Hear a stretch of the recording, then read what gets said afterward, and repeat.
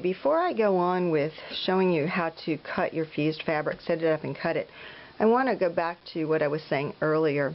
Remember when I was showing you the tug of the fabric, and sorry, I had to grab it, and you have a different degree of stretch based on the grain of your fabric. Okay, keep that in mind. Crosswise, 45-degree angle, crosswise grain, lengthwise grain. And now I have my flower that's cut from my die. Watch what happens. It depends on which petal, and I can actually, it just pulls in all sorts of directions, which it's supposed to have a hand to it, to have movement to it. But when you're appliquing by machine, there are so many minuscule factors that can actually cause this fabric to pull, to move, to shift, to look like that one red part of my candy cane that is kind of bunched up on the wrong side of the stitching line. We want to decrease that. We want to bring this back to being perfect when it's finished. And that's why when I ask myself to fuse or not to fuse, I always choose to fuse. Well, okay, I apologize. I now always choose to fuse. So, how am I going to fuse? I have my fabric, and I've already followed the manufacturer's directions on the heat and bond light. And if you look at the back, there's a paper covering. I don't remove that. And part of the reason I don't remove it is because I will save my scraps and use them for other things. So, when you cut an applique with fusible web on the back, it's roughly equal to 1.5 layers of fabric. Remember, you can cut up to 6 layers of cotton fabric with your AccuQuilt dies. Well, that number is cut down slightly when you use fusible web. I wouldn't go much over 4. That web is a little thick, and so is the paper that it's attached to.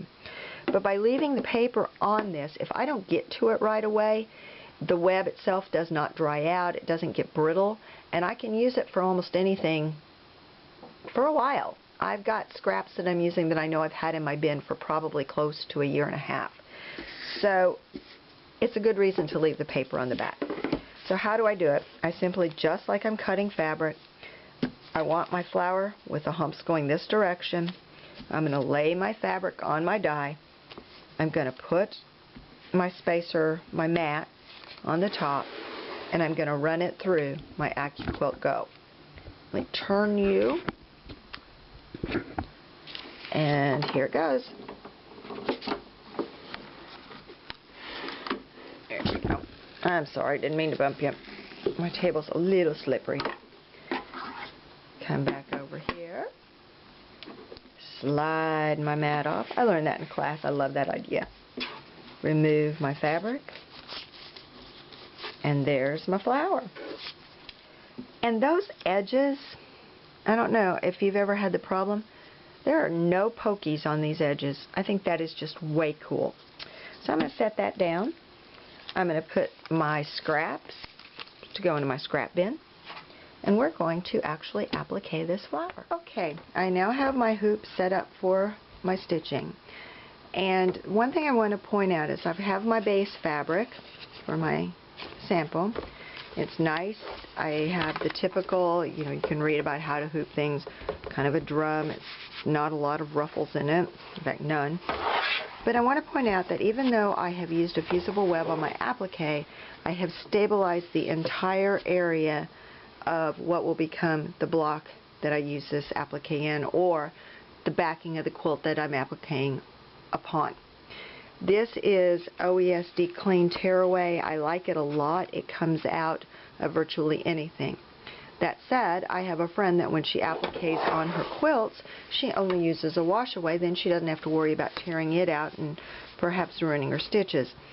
There are certain stabilizers created for certain projects. It's like anything.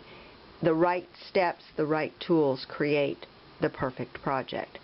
So I have to say, if you're looking for a particular stabilizer, you have to look at what you are stitching on, what you are intending the project to become, and what is going to give you the best bang for your buck as far as the project's longevity.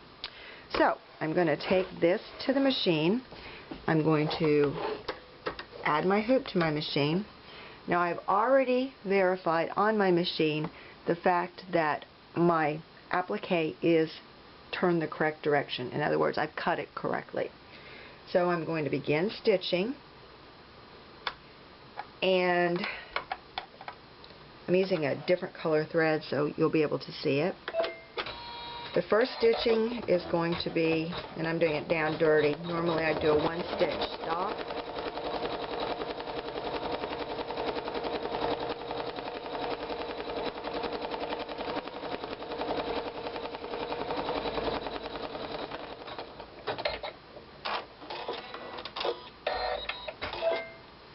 So now I'm trimming away my lazy threads.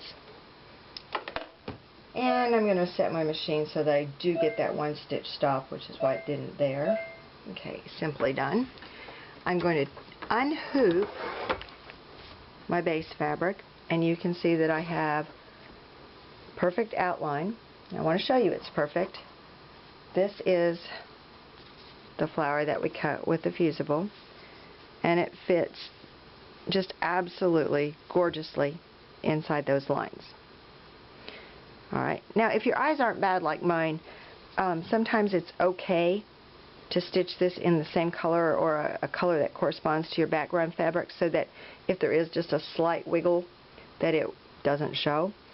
My eyes are pretty bad, but when this is all stitched down, it will look fine. I guarantee that. So the next step, I have to say, is to put my applique piece onto the background. I have my small portable ironing pad that I'm going to place underneath my hoop. Now I definitely don't want to touch the edges of my hoop, seeing as they're plastic, with anything hot.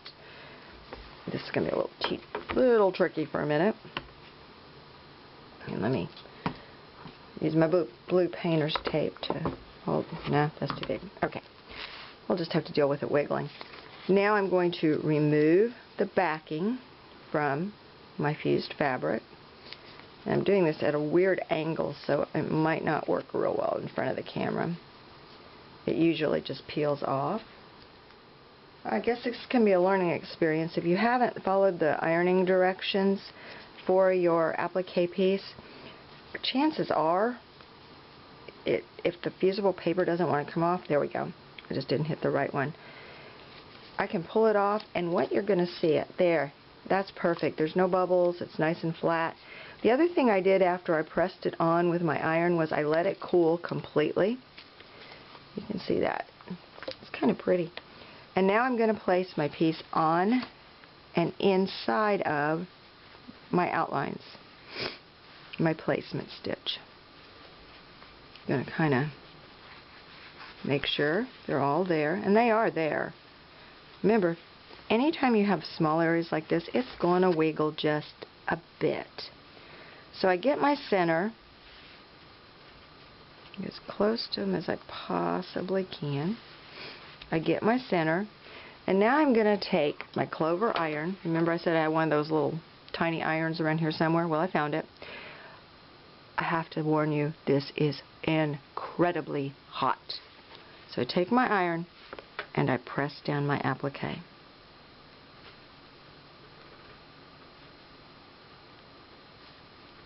And I usually will press from the center out.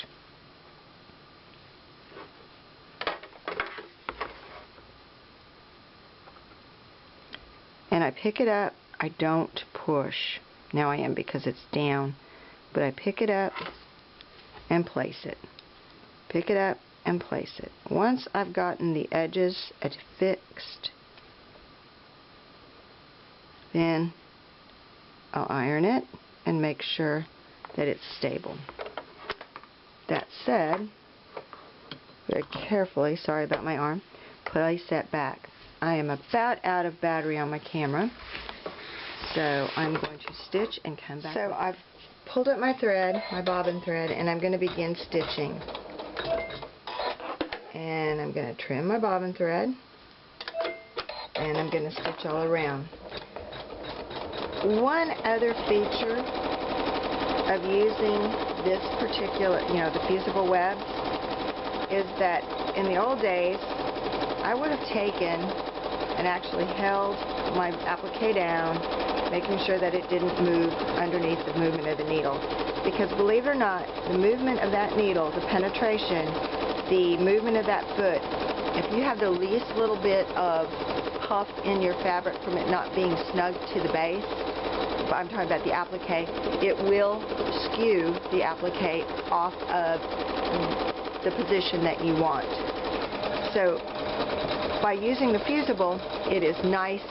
It kisses that background fabric and it's holding on for dear life. It's perfect.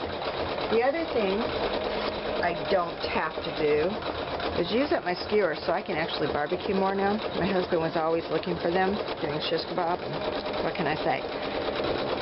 But I don't have to worry about holding it down in the right place at the right time. My machine does all the work. So truly, the question to fuse or not to fuse could actually be a question of safety. Do I want that late night trip to the emergency room with a needle in my finger? I don't think so. And you can see, well, you can't see, but the applique is absolutely coming out perfect. And there's my applique. It is absolutely perfect. And I know, because my fabric is going to be held together for a very long time, that this will indeed survive. So I guess the question of to fuse or not to fuse, I think from here on out I am always going to fuse. Until next time, bye.